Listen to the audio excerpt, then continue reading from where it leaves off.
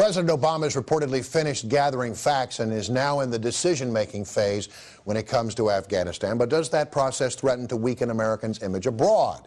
Jay Winik is a historian. He's a best-selling author as well. He joins me now with some historical context.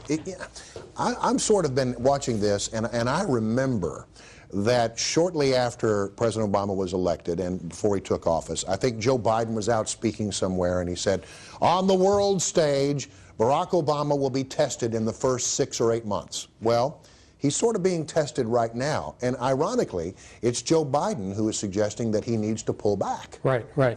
You know, I think it's safe to say that whatever happens in terms of his policy in Afghanistan, this is going to be a defining moment setting to the world what kind of a leader he's going to be in the world stage. The problem is the policy that they've sort of established, these so-called War Council meetings, rather than looking serious and thoughtful, is increasingly looking like there's drift and indecision and weakness. And the problem with that is it's sending a signal to the rest of the world stage, some of the hot spots, Iran, North Korea. As a historian, and you look back to the Cuban Missile Crisis that we went through during the Kennedy administration. Right. I mean, what you do early on really does matter. With John F. Kennedy, we had another young, dynamic, untested president.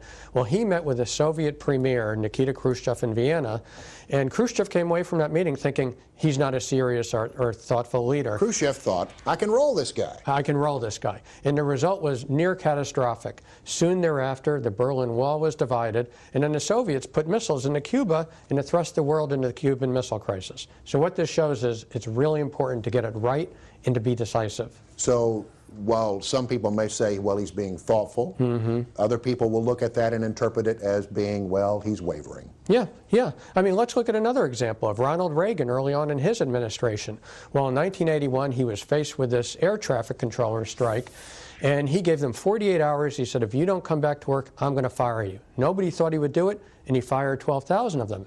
And remarkably enough, this sent a message across the world: Reagan has to be taken seriously. Even in the Kremlin, they read that message. Yeah, so what you do does have ramifications and reverberates not only domestically, but internationally. They're watching.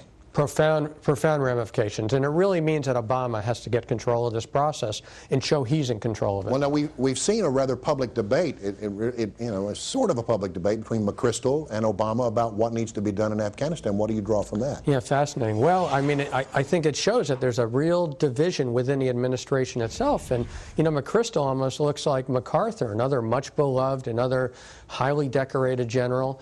And after the Copenhagen meeting, they tampen it down, but I think we've only seen the first act of this drama. All right, it's good to have you here.